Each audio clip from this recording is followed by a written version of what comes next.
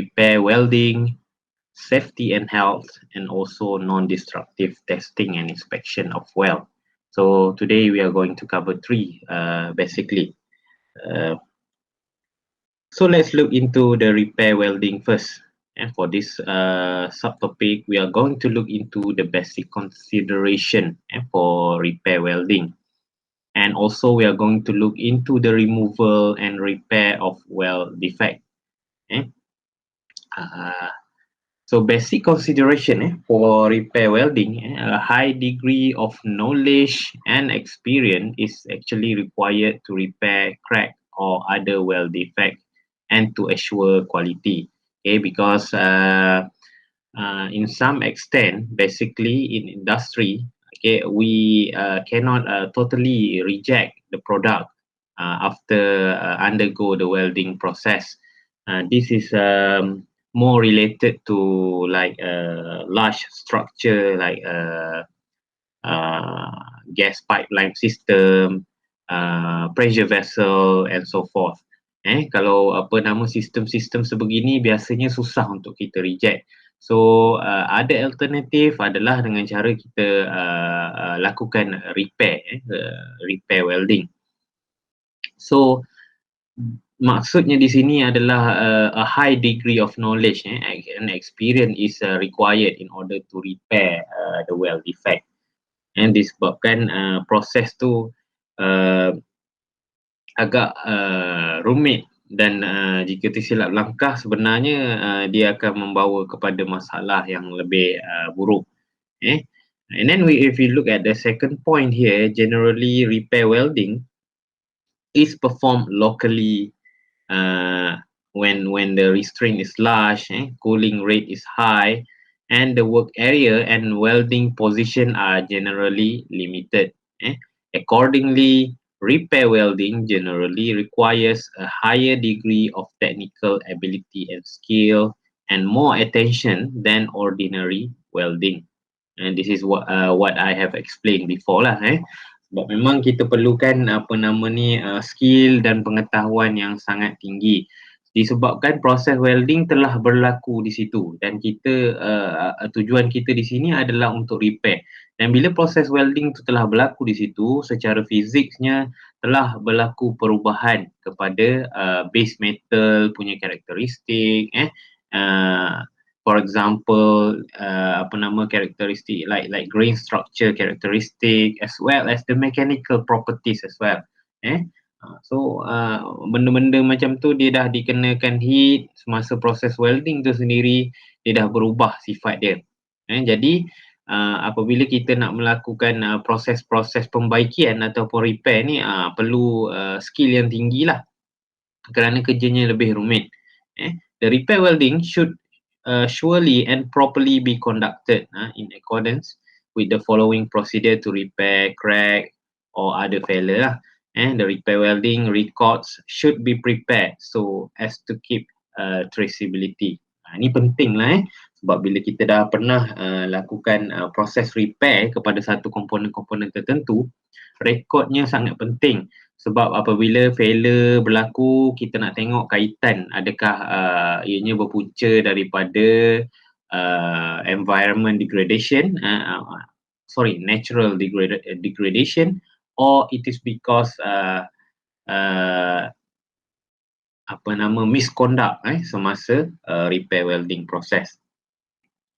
So kalau kita tengok point by point di sini, okay, kita antara step-step dia adalah we should figure out and record the circumstances and non-conformance, and then investigate and analyze non-conformance, prepare a repair welding procedure specification, okay, for repairing non-conformance, okay. For repairing heavy-duty welded structure, get the approval from the designer, owner and the inspection organisation, okay. Ni biasa kalau di Malaysia, ianya melibatkan kalau third party ni biasanya DOSH lah, Department of Safety and Health, okay.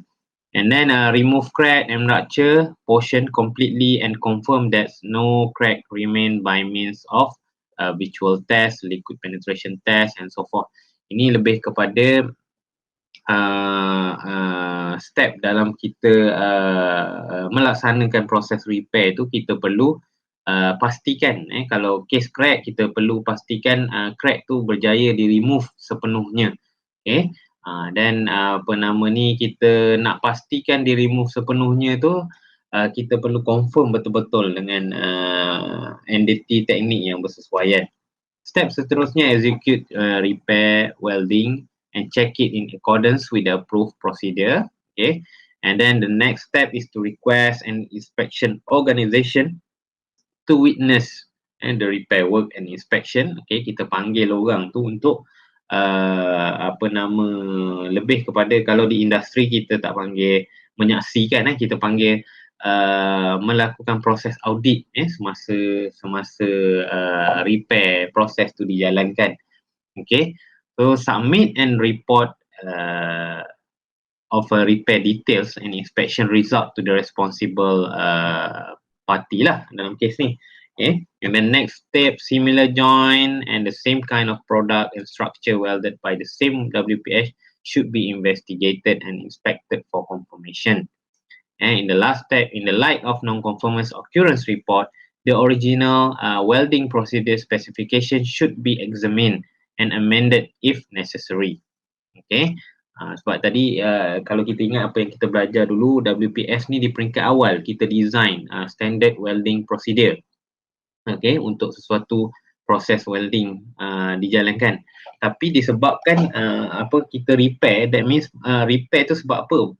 Berlakunya apa nama defect. Jadi bila berlakunya defect, bermaksud kita perlu mengkaji semula lah WPF.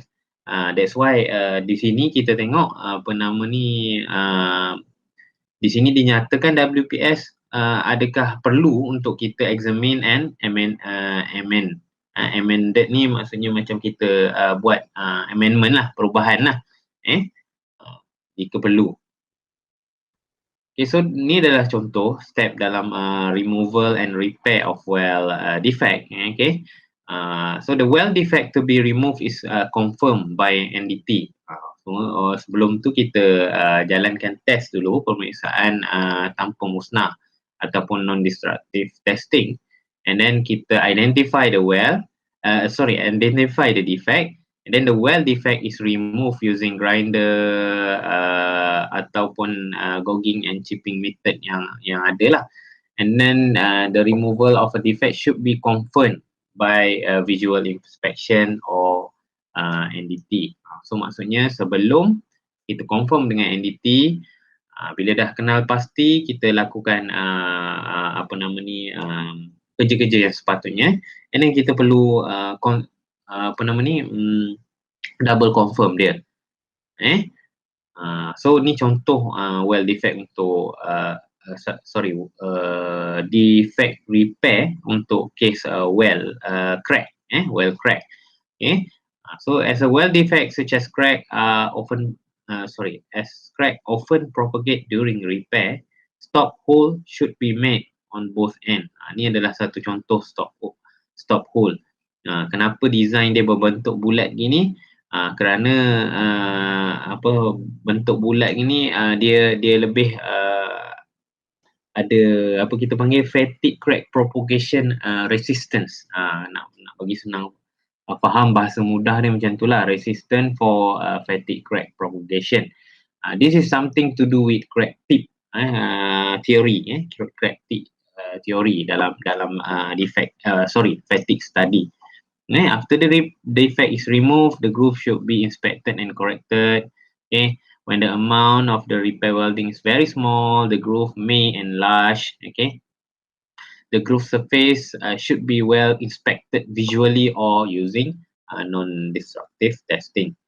So this is telling you that this process is very crucial. Repairing weld defect is a very crucial process. That's why kita kena double confirm. So in repairing welding, we should also use the low hydrogen electrodes for the case of MAG welding. Okay, this is in order to reduce the risk of hydrogen induced type of defect. Maksudnya maknanya defect tu di-induce oleh kehadiran hidrogen. Okay. So preheating at higher temperature than that for ordinary welding is recommended. Ini disebabkan sebab sebelum ni kita ada belajar betapa pentingnya preheating dan postheating kan. Tapi disebabkan satu komponen tu telah menjalani proses kimpalan ataupun welding, seperti yang saya katakan tadi, dia berlaku perubahan ke atas apa kita panggil ni, sifat bahan tersebut. Ni termasuk dengan sifat thermal dia lah. That's why dalam kes ni kita perlu preheating pada temperature yang lebih tinggi.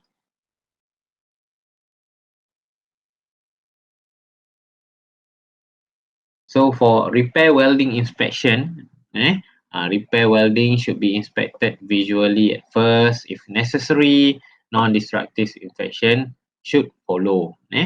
So dalam kes ni, kenapa kita start dengan visual inspection? It is because the cost of NDT or NDI is basically quite expensive.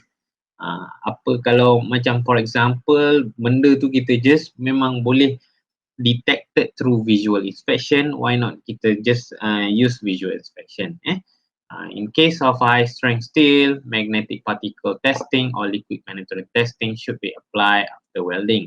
In addition, the same testing plus radiographic testing or UT is applied 24 to 44 hours after welding to the repaired and adjacent area. And then this is the example of repair welding. Ni untuk case transverse crack, you boleh tengok step dia di sini, macam mana kita mulakan dengan stop hole and then kita weld semula bahagian yang crack tu. Okay, mula kita stop hole, kita buat gok ni and then kita welding semula. Okay, 3 step utama tu sama juga konsepnya seperti longitudinal crack. So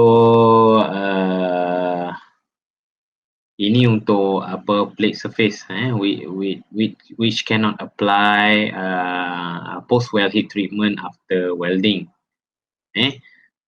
So you boleh tengok lah di sini